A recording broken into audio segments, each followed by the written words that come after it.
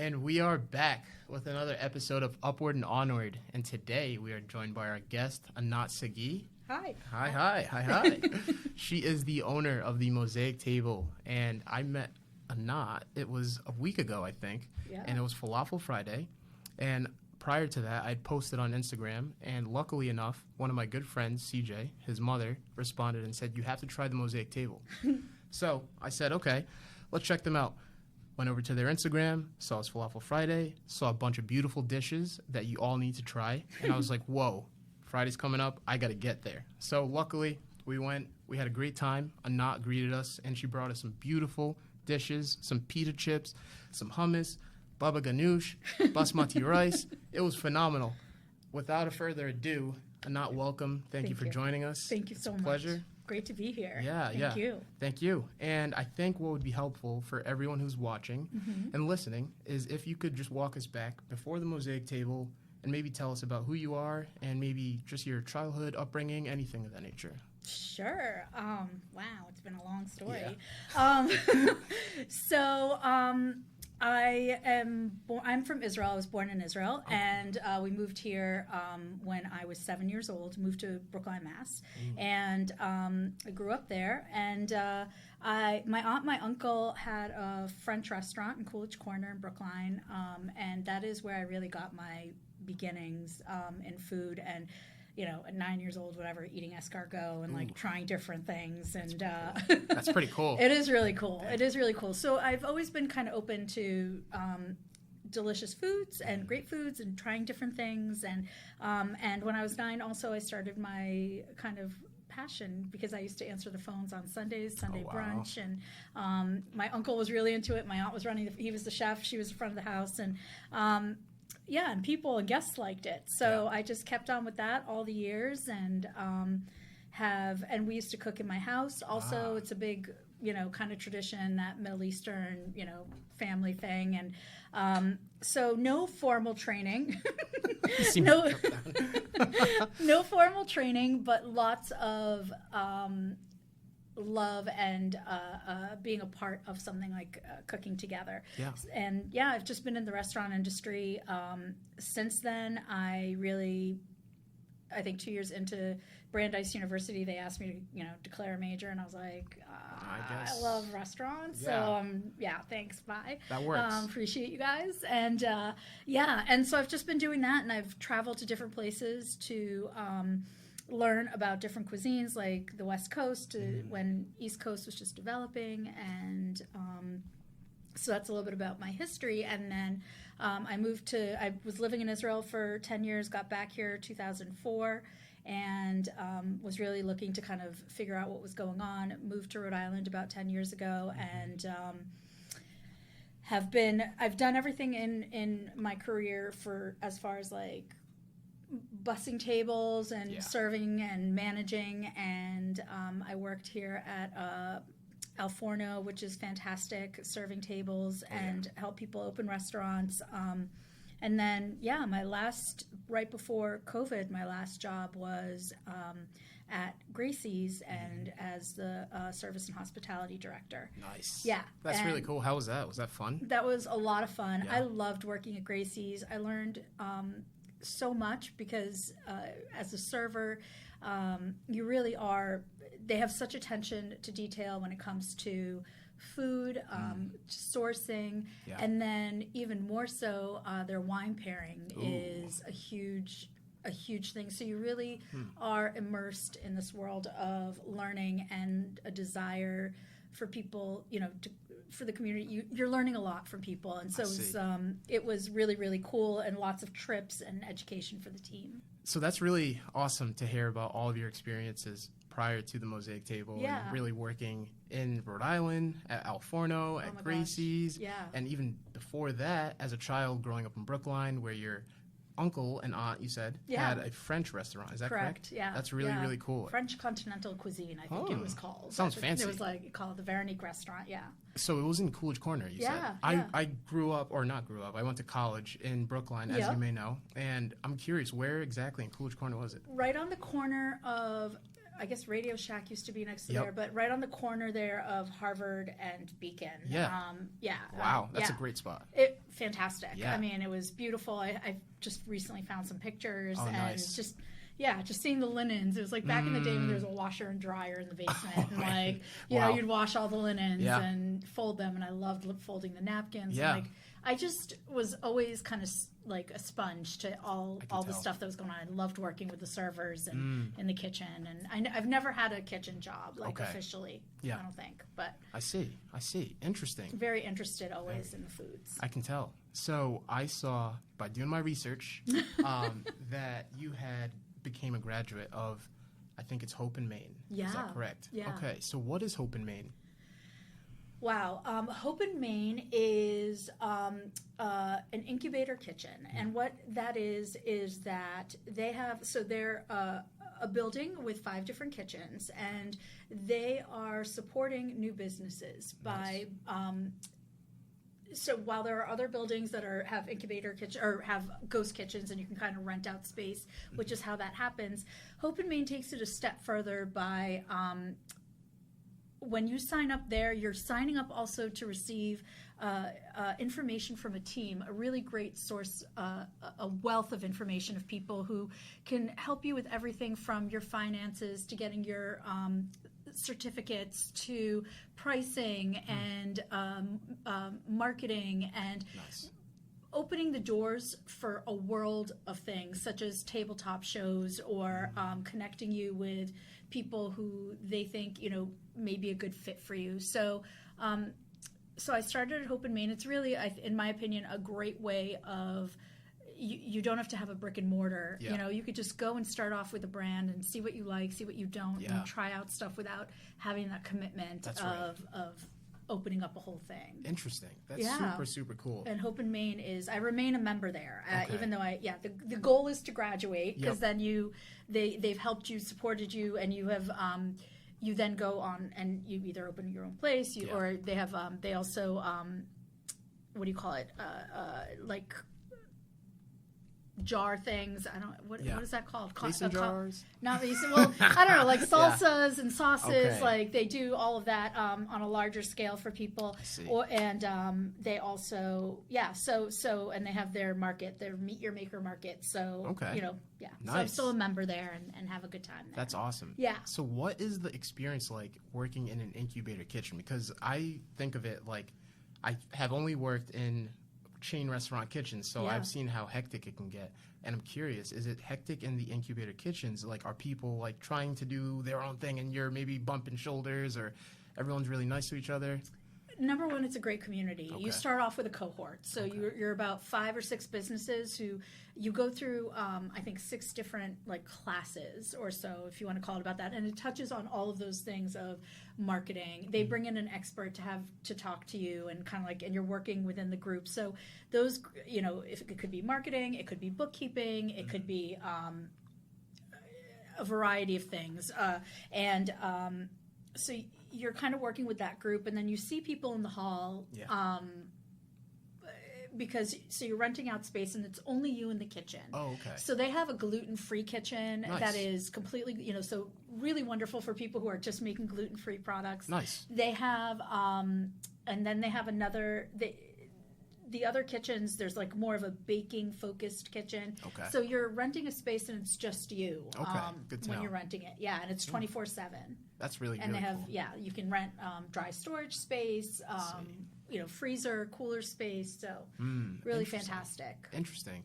And is that where your launch of Dinner with Neighbors began? Is that Hope in Maine affiliated? Is that something you spun off on your own? How did that happen? Yeah. So to backtrack just a little bit, Mosaic Table was born during COVID. Okay.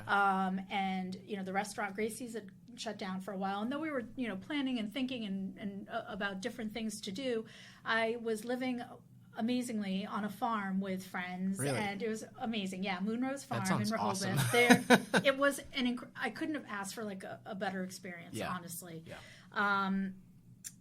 so number one, I wasn't living alone, which I typically had been. And number two, I was living in this beautiful outdoor space. I was with chickens and vegetables and herbs. Free and eggs? Things, eggs. Eggs. I love that. They have the most beautiful eggs. I still buy them to this day. I go there and I get them. Yeah. Huh. And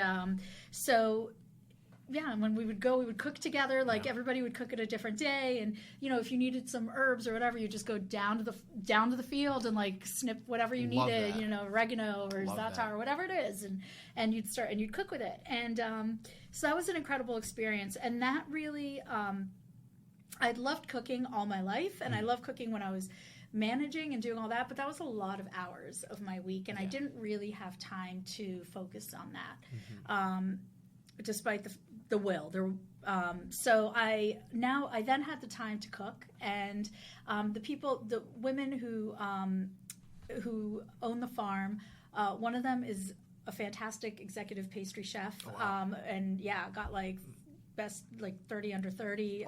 She was incredible. Really? And the other one is also a wonderful chef in her own right. And so it was really, so as we were cooking and I was making these different meals, I was really encouraged by them. And all of a sudden my cooking was seen in a different way. It wasn't just like cooking for the family or something. It was like getting this encouragement, and it really felt wonderful. And then little by little we were taking pictures. We'd have like cocktail hour where we were starting, and then we'd like have appetizers and cook. And, nice. And we would take pictures, and people started to see that on Instagram. And can I get that? Yeah, I want some. Sure, I'll start cooking. Yeah. And then I had somebody book a wedding, and it was like 8 people, but it was a COVID wedding, man. It was in June, now I'm remembering. Yeah, it's much smaller scale. Yeah, everything was like outside. You didn't touch. Don't you didn't. Come It was near like me. it was really cool. Yeah.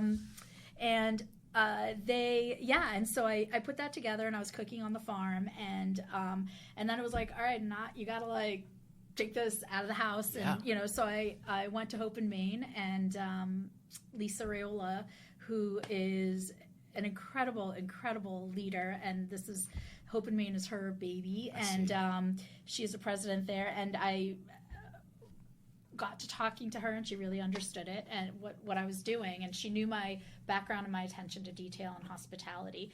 So that was backtracking. Before everything was shut down. Yeah, everything was shut down. So we did something called at-home restaurant experience. So Mosaic Table really prides itself. I really pride myself on sourcing things locally to support the economy, to support our community. Yeah. This especially was big during COVID when we weren't getting things in. That's right. And to be able to create food traceability for my guests. I love that. You mentioned that when I first met you, and I was like, wow, that's really important, and I'm happy to hear you say that without even being asked that. That's really thoughtful. Thank you. Yeah. Thank you. Yeah. I really appreciate it. And again, these are different things that I have picked up along the way in my career of things that are important to me, and have the opportunity to put that together. And so I didn't have the chance to serve people, but I did have the opportunity. Everybody was eating at home at that time, and you weren't like, you'd go out, you'd have like 3 pairs of gloves on and masks and the dividers and exactly. So even though it wasn't my ideal situation, I was making prepared meals, and I also did something called an at-home restaurant experience. I sourced dessert locally, bread, butter, salt from Newport sea salt. Like everything was from different. Everything is local. Flours. I had a friend who is a musician but had nowhere to play, so he provided me with a music playlist. Love that. That I gave to guests, and then flowers, I said, and then also another person who was she worked in the theater making costumes, but there's no theater. She hand sewed napkins and placemats for me. So I was able to put this into a bag with 3-course meals and dinner, and kind of make something special for people. Definitely. Even a candle maker. We had a candle maker was making. So it was really every detail, and just to be able to present that. And so that's how it started. Evolved into dinner with neighbors when things began to open up in May. Again, every time it was like, we don't really know. It's just a question of being able to be like a little flexible. Yeah. And people really wanted to get together in the community. We call it neighbors, but people were coming from all over, from Boston, from different areas of Rhode Island. People would come alone or in pairs. Nice. And we had, we had we started it at Hope in Maine, so we did it inside, and then as the summer got warmer, we were outside in their garden, and it's taken off from there. Nice. And we keep it intimate, like 20-ish people, and it's really, a lot of fun. Really, really cool. I wish that I had known about it. This was maybe a summer or 2 summers ago. I wish I knew, but I'm hoping that I'll be able to experience maybe an event like that, dinners with neighbors, and get to firsthand taste all the local salts and the butters and the everything. Give me it all. Give me everything Rhode Island. I want it in a dish and on this table with the napkins sewed and the candles from a Rhode Island candle maker. That's really, really cool. Thank you. Yeah, I'm so happy for you, and I hope that you get to continue to do things like that. Thank you. Yeah, I do. I love it. I love those intimate dinners. I do have that wonderful opportunity.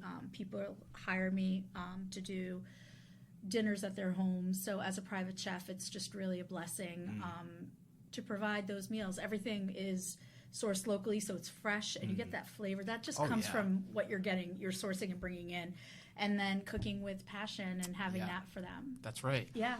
I also saw that you were a part of the Social Greenhouse Enterprise. Social Enterprise Greenhouse, Social Enterprise Greenhouse. What exactly is that? Is that similar?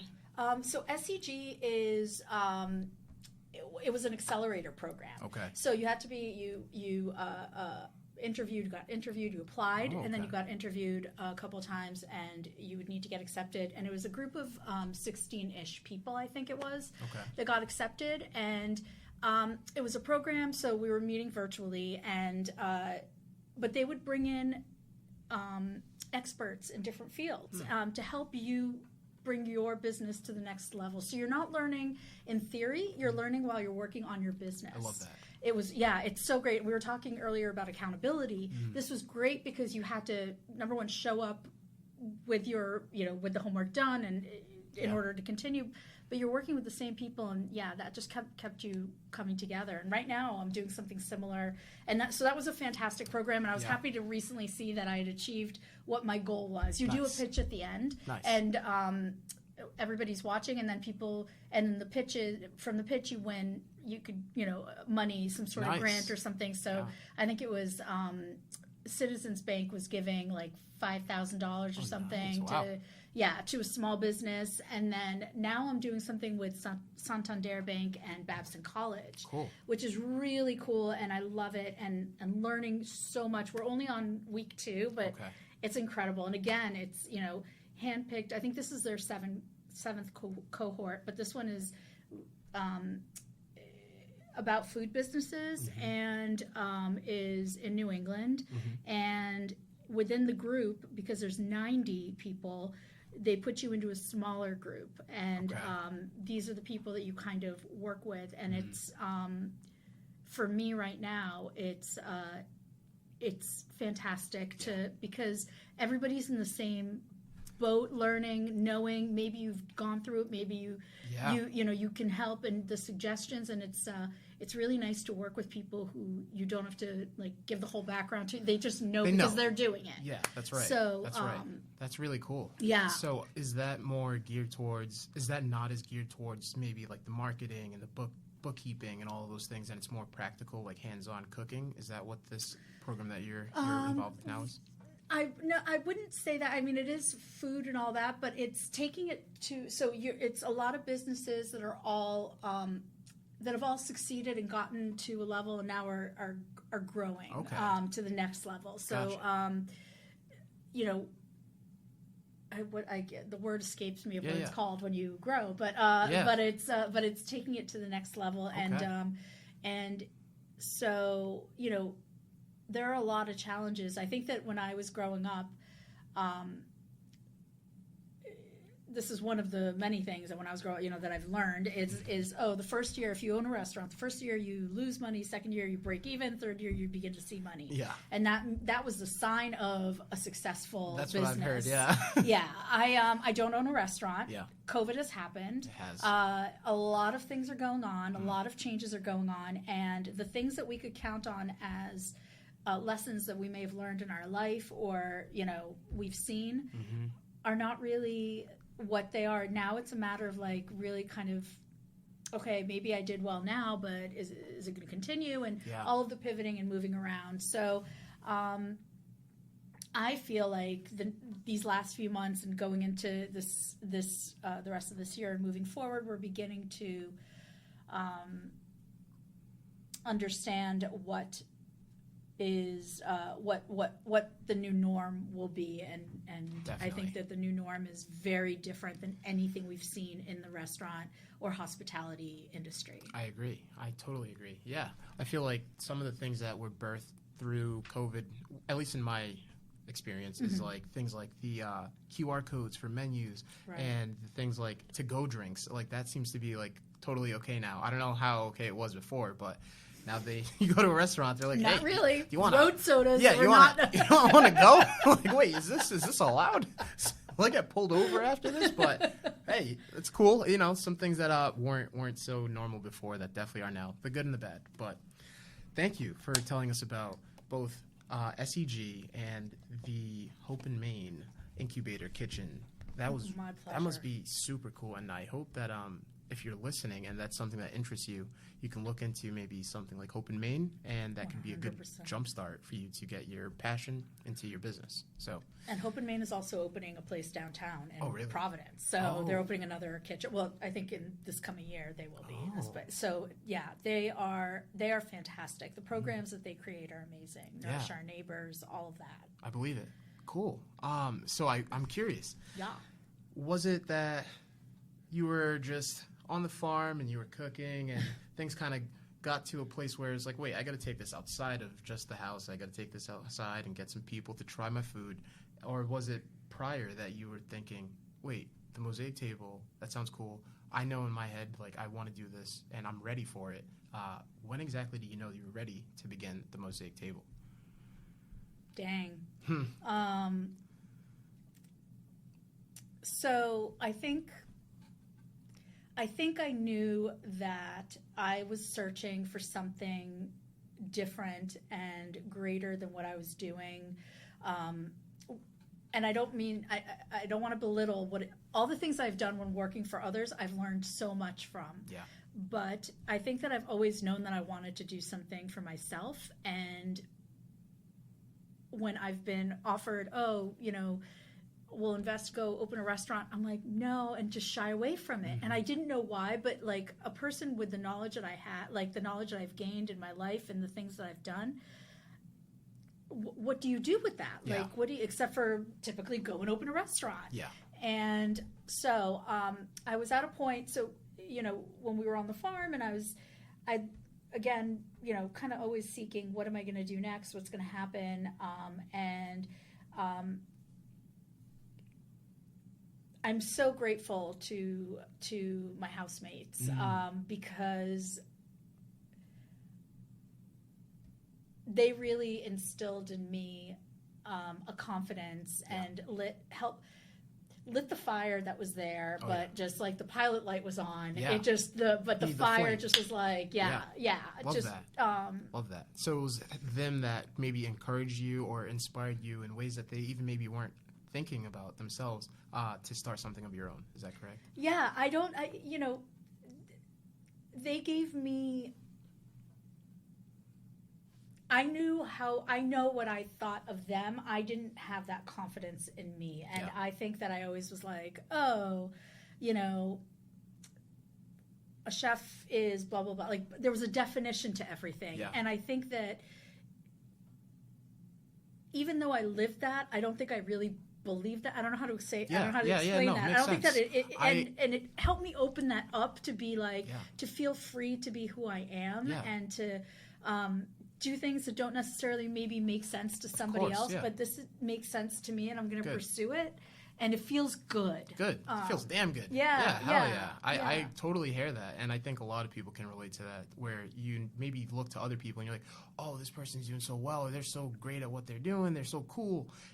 Not me, though. I'm not there yet. But it's really helpful when you have good people around you. And I've realized that recently, having just, people who want the same things as you, who are working towards those things too, and having them around you, it motivates you and it brings out different things in yourself that you maybe weren't expecting. So I'm happy to hear that was what happened with you and starting the Mosaic Table.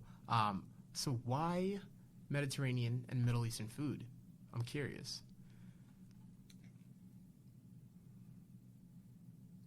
because it's tasty. I mean, I know it's tasty. Well, let's just start off with the basic that cooking with flavor is what I know.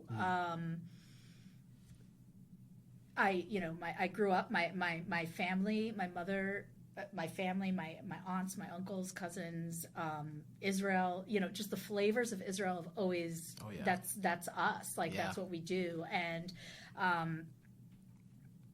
so I did learn, I do have a palate for that.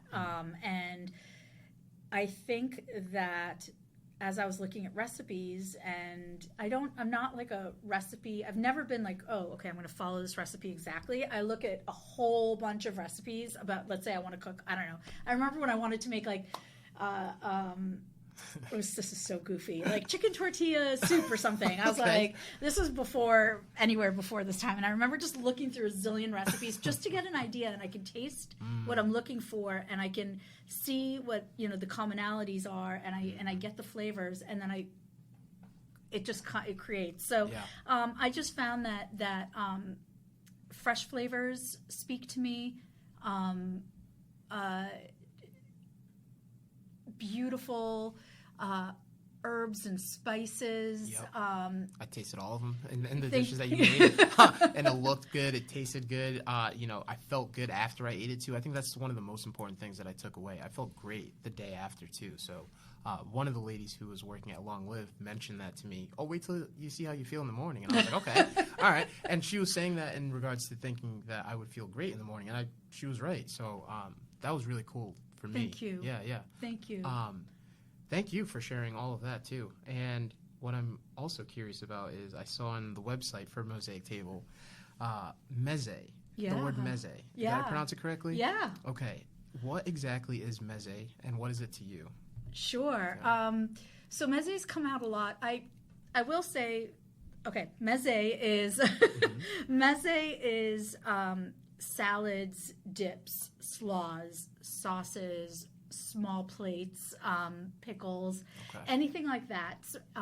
And in the Middle East, you can have an entire meal like that, just different small plates that are all on the table, and you just grab a little bit of pita or, a little bit of sauce or whatever you want, and salads, and you just eat that, and it's really fresh. And it could be cooked lamb. It could be, it could be all of those things, but just kind of placed together and creating a harmonious feel. So to me, that's what Mezze is. Gotcha. Kind of like if you think Spanish tapas, but, that's also an idea of what it is. Gotcha. Or antipasto for Italy. There's like every country has its their kind own of flavor. thing. Yeah, I like exactly. that spin of Mezze. Okay, I see. And I saw that that's a part of your philosophy at the Mosaic Table, is having these Mezze-styled courses, if you will, or just offerings where, you can get a little bit of this, get a little bit of that, and taste all of these different flavors and smell the aromas. And I had that myself. And, man, you guys got to try it. You guys got to take my word for it. Go seek out the Mosaic Table wherever they are in Rhode Island, and please try the food, because you will not be disappointed. Thank you. That's, I think, the direction. I think I'm finding myself more and more. We are on year 3 right now. Nice. And, COVID is a bit behind us. Yeah. We're looking at where we're going in the future. I'm looking at what I love to do. It's important to recognize what you enjoy doing as opposed to what you don't enjoy doing, so that you can, I no longer believe, I'm not saying stress, okay, I'm saying anything that gives you stress, name it, push it aside, let it go, bring to you the things that make you happy, and I swear at the end, it will bring you even more. I believe that. And Mosaic Table, the name came to me,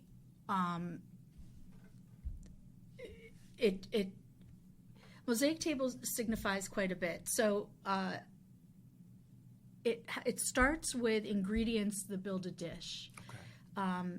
The dishes then that are on the table that create an environment, that create a meal, the people that are around you, and the energy that you have around you. So all of that kind of comes together in a mosaic way. And I think that Mezze for me, I'm beginning to understand. I'm beginning to go even deeper into the meanings of what these things are to me specifically, and not shying away and not trying to fit into some box, but rather expanding and feeling like I just want to just try different things. And I'm finding that with that, thank you for like the reaction. I'm so humbled, like the feeling that, you know, you're enjoying, you're trying something different. People who have no idea what falafel is, who have no idea what that a, you know, chickpea or garbanzo bean, maybe, you know, the same thing. Like, they're willing to try something and trust in me that I will provide them with something tasty, or they're not gonna, you know, have something like awful in their mouth. You know, by asking the right questions, by being intuitive, by creating things that I believe in. I have always been that way. I will not sell anyone, even as a server, would not sell anyone something that I didn't believe in, let alone work for a restaurant that I didn't believe in. I believe it. Because at the end of the day, it's me you're looking at. So I'm grateful that I can create these things and have people try them, and, you know, and come back again, because that's actually the true testament. That's right. You know, of coming in. So that's right. Interesting. I was going to ask, how do you balance tradition and maybe just innovation? But from what you just said, it sounds like, you know, you do respect tradition and like how things are made and, you know, the right way, quote unquote. But then you also don't conform to that box, and you put your own spin on things. You do what feels right. You do what you think tastes good, and I know it tastes good as well. So I'll say that much. Thank you for sharing all of that. Yeah. I'm curious. Through your past 3 years, have there been any dishes that you have prepared that have really been a hit and people have loved more than anything else? Because, I mean, I think everything's probably good, but I'm curious what could have been one of the biggest hits. I'm gonna say that it's not even a year since we started with the pop-ups, the falafel, and I was really scared to make falafel because it's so authentic. My what I know falafel to be like, when I taste it in Israel, it's tastes like nothing I've had here. So imagine. I was really scared to make it. That is the honest to God's truth. And it took me quite a number of months of thinking about it. And will I, won't I, like, to actually go and do it. And I did it. And finally, and I'm really pleased with people's response to it. So that the lamb kebabs, people are like, oh, that's not what's on a skewer. And that's, you know, these are Romanian style, so it's ground lamb from Hopkins South Downs, and with the herbs, and, you know, prepared in a certain way with spices, and then we were frying them, and that went in a pita, and people were like, what? And I'm like, yes. Okay, so those things felt really good, because making hummus, making tahini, things that are so authentic, that I was really nervous about screwing it up and not being able to prepare it. So that, and then I have to say that the harissa rub pork shoulder that I made, people like die for that. I'm like, yay, awesome. So that makes me happy. Super cool. Super duper cool. Oh man, I hope to try the lamb that you prepare, because my family growing up made lamb quite often, and I love it. I haven't had it in a while, so I'm gonna wait. And awesome. I'll wait till I see it out there, and I'll come and find you. I'm gonna clue you in for sure. You. Yeah, no, it's a delicious item. It is. So I saw also that you've been on the Rhode show quite a few times. I'm like, all right, how many times has she been there? And it's just like cranberry salsa. Oh my God, yes. Moeka, is that how you pronounce it? The moqueca? Yeah. Okay, and there was more, but I just didn't even get to those. Wow. So how have those appearances been? Have they been fun? Wow, that was a long time ago. Yeah. With the fish. That was a Brazilian fish stew. It looked great. So good. It looked amazing. Oh my God, thank you. Yeah. What was the question? I'm sorry. How have those experiences jumping onto the Rhode show been? Are they fun? Are they, you know, high stress, high pressure? It's like, oh man, the camera's going to be on. Like, I want to make sure everything looks good. I want to make sure it tastes good. How is that all? I have a really great time. I think that I think it's about the for me, it's about hopefully the trust that I'm building with the people that are watching, and even though the ingredients might be different or spices might be different, the end result of the dish might be different than what a regular person knows. I want it to be accessible, and I want it to be like, yeah, I can make this. Yeah. It might be for a special occasion, and that's kind of like how I cook. I cook comfort food. By the way, running for Best of Rhode Island. Yes. Best of Rhode Island. Best of Rhode Island. Go vote. Comfort food. Yes. Statewide. Yes. So I cook comfort food. I think that's slightly elevated, slightly different than what you'd find in your home, and with the ingredients that are fresh and seasonal, and that's what I hope to convey to people on the Rhode show. That it's just fun. It's all just don't take it so seriously. That's right. It looked like you were having a lot of fun each time that I saw you on there. You're giggling, laughing, making the other person laugh, and cracking jokes, and just they're talking about the food, and I can see in their eyes they're like trying to taste the food with their eyes.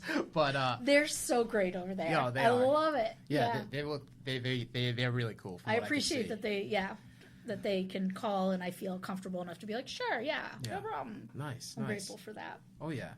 Outside of work and the Mosaic Table, what do you like to do? Do you like to eat in new places in Rhode Island? Do any traveling? Go dancing? Wow, I haven't danced in a long time. Yeah. Oh, are there places to go dancing these days? There's a couple. There's a couple down the street on a Friday night. Yeah. The scene that you see, you might have a great time. Really, I think that you might have a great time. Okay. So yeah, I'm gonna need to take some notes after. Yeah. Like figure out where to go, because I really like to go dancing and just let loose. Yeah.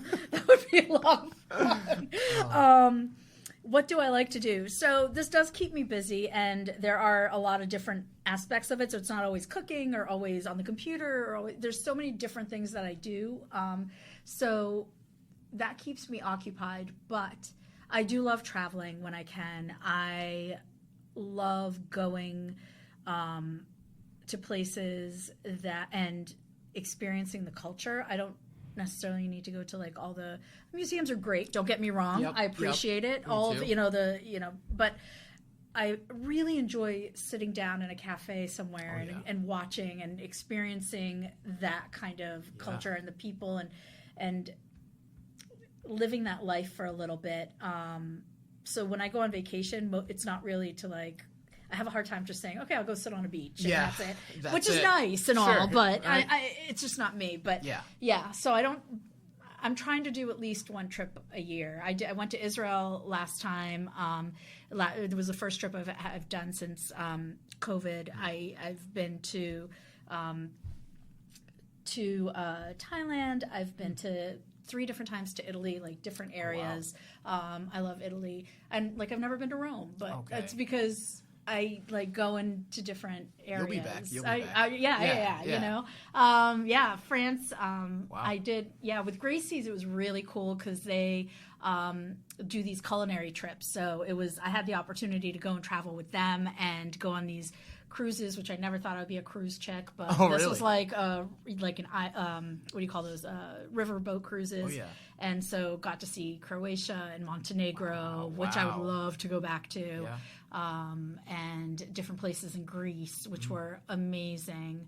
And then France, of course, and Paris. And wow, so you've seen a lot of Europe. I've seen a lot of Europe. I would like to start focusing on the United States. Yeah? Okay. Yeah, I want to check it a little bit more out there. I agree. I mean, there's a ton of great spots in the U.S. that I need to go see immediately. Yeah. One being the Grand Canyon. That's one that I really want to check out. Yes, exactly. That'd be just breathtaking to see how vast, I guess, the canyon is, which sounds kind of lame, maybe, but I think it's cool. If we haven't seen it, it's that's right. It's just a page in a book. That's right. That's right. Awesome. Yeah. What I think we'll do is just a little closing, and one of the questions that I have for you are: is there anything coming up now that it's getting warmer out and people will be outside more that you might be excited about and are willing to share with us and our viewers here? So it is getting warmer, and we are setting ourselves up for like pop-ups and different wineries and different breweries, markets, and so to kind of be in a steady place 3 or 4 times a week. And of course, all of the events, the small events that are happening, and being a part of that. But we are adding, as always, it's got to change because otherwise I get bored. So we are going to soon. So hearing your fear first. Here we go. Oh man. So I'm going to be introducing Olive, who is. She is the newest addition. She is my food trailer, and Nice. so she'll be part of the like catering aspect, and so I'm excited to bring her rather than load and unload my car every time. It'll be easier to just kind of like have her there and the window and get her all dolled up. So That's exciting. I'm really excited. My hope is that she'll be out, Yes. in May. Yeah. Yes, I can't wait to see her. Me too. In action. Yes. I can't wait to smell the aromas coming out. Oh of my Olive. gosh. Oh, that's gonna be great. In Yeah. the summer, I can't wait. Give me more sunlight. I know. I need it. Oh, that's great. So I don't know if you have any tips or tricks or things you keep up your sleeve that you don't want to share, but if there's anything that you do want to share just for someone who's looking to prepare a simple dish for themselves or maybe them and their partner, is there one that could be an easy thing to whip up? So, like I said, my favorite thing to do is, it doesn't matter if it's a lasagna, which I guess seems pretty easy to people, or recently I made lasagnas for friends. I do something. I have a group of friends that we do Taco Tuesday like every other week, and it's not always tacos. It was lasagnas when I let a different person host it. Yeah, it was great. It was great, and we have a great time. It's about food and really this group of friends that I love dearly, and so. When I was looking at these lasagnas, I said, I'm going to make a meat one. I'm going to make a vegetarian one. And I guess I know how to make a lasagna, but I still went and I looked at like so many recipes and got a lot of ideas. Rather than, I guess, if there is... So I looked at a lot of recipes and I came up with something of my own and did it. But I understand that that's not something that a lot of people feel comfortable doing. Yeah. So when you look online, these days there's so many like videos. People are showing you how to make things. Yeah. My recommendation is to start to look at follow somebody who's doing something that interests you in terms of food. Start to watch their videos. Try their video one time, following that recipe. And I think that that is a great way to kind of like be like, okay, I really like this type of thing. I'm going to start doing that.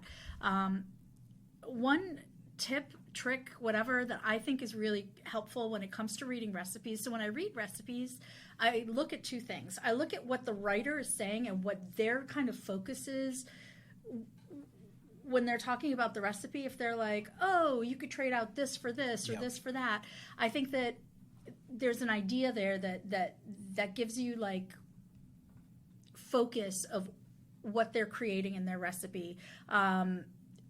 I hope that makes sense. Yeah, it does. Yeah, okay. 100%, yeah. And then definitely. I also look at what the comments are that people make, because people have tried out this recipe. So if one person's like, oh my God, that was too much water, like maybe that was just them. Everybody else is like saying, 5 stars or whatever. Like great. This worked out great. Maybe that was just this person. Yeah. But I think that if you look at the recipes and if you begin to understand why you add water, why you add salt, why you add pepper, and you begin to understand. There's that book, Salt, Fat, Acid. Yes, something like that. Yeah, yes, that's right. Yeah, she writes a lot of the what. I think when I ask why, when I understand the why behind something, I become very clear on what I'm doing. My last question is, if I'm somebody who is thinking about starting my own food business and I've looked at you, Anat, and I've said, wow, she's super cool, or I've gone and seeked out the Mosaic Table on Friday night or Wednesday, Tuesday, and I've tried the food and I've been like, wow, this is so good. I want to start something on my own. What advice would you give to that person?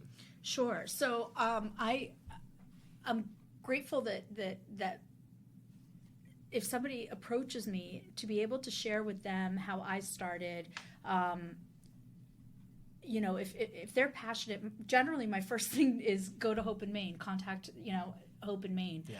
I think they're such a wonderful resource, and all in one place you can get so many answers. Yeah. And it's so worthwhile. And it's without judgment and without, needing to feel nervous or scared. Oh, I need to do this. I need to do that. I think that I certainly started off like that. And having the women that were behind me, kind of like having to, echo, your food is delicious. Like, you're doing fine. Like, this is... You need that. People need that validation and that encouragement. I think it goes far. And love and support. And I definitely, I think that is, and I am always, and I tell this to anybody who approaches me, I'm always available. I always want people around me. It's great to have support. It's great to be able to say, hey, how do you do this? Yeah. You're telling me about somebody who you'd interviewed earlier. Like, that's part of what he and I, were in the kitchen. Or sometimes it's just like, I have some ideas. Like, it's just nice to have that comfortable feeling of like, okay, I'm not alone. Yeah. And, or I'm struggling with this. What do I do? And I think that Hope in Maine provides that great community for that. I'm available to anybody that wants to ask anything. Yeah. If I know, I know. If I don't, then maybe I can be like, okay, maybe this person knows, and help out that way. And certainly, whatever I can do. Nice. I think that something that holds a lot of people up from starting their own business. I think the world is your oyster right now. Yeah. Post COVID, people can do whatever they want, and there's room for it. That's right. Where before, I think there was things that were very barriers or challenges. For sure. Yeah, they were. So I think that there's more room for creativity now, and I know that there's so many creative people out there wanting to start something, but what's holding them back? And this is something I'm speaking from a place of understanding this and knowing this, this perfectionism. Yeah. You think, how am I going to get to where this person is, where that person is? And I certainly saw the same thing, and it's taught me for so many years. Nobody's perfect. That's right. Nobody got from here to there without going down and up and down and up. And if you are just seeing the smile on their face, great. That's great for them that's what they are putting on there. But they're going through hardships. And people more and more now also are writing out like, hey, if you're going through a hardship, I have a business, this is what I'm going through. Yeah. So don't expect yourself to be perfect. That's going to stop you from doing anything. You're going to go through hurdles. Expect that. And that's okay. That is what's going to bring you those hurdles. You overcoming them is what's going to make you stronger and bring you forward to the next place. That's right. That's really important for people to hear. I think myself included, really. Yeah. It's very easy to get tripped up over some of the things that are present challenges, but getting over those hurdles and getting to where you want to be ultimately is such a relief and such a rewarding feeling. So I hope that if there's anything that you, as a listener, you have as a challenge in front of you, I want you to feel empowered to go face and head on into that challenge and overcome it, because I know you can do it. And I know Anat thinks the same. Yeah, and ask questions. Yeah. Ask questions. You don't need to have all the answers. That's another thing. Like, don't be afraid to ask questions. Yeah. I love it when people ask me questions, people I'm working with. It makes so much sense to me. Ask questions. You don't have to know things ahead of time. You don't have to understand things ahead of time. Don't be afraid to ask and to kind of open yourself up to a little vulnerability in order to get yourself to a comfortable place so that you can be creative and let things flow. Thank you so much. This was so fun. I enjoyed this thoroughly, and I enjoyed the food. I enjoyed sitting down and getting to meet you, talk to you, and learn about your past and what things are coming on the horizon. This summer is going to be a blast, and I'm wishing you the best, and I can't wait to get out there and see you and see Olive, and I hope all of you get a chance to try out some of Anat's food as well. So without further ado, we will see you on the next one. Peace out. Thank you. Thank you.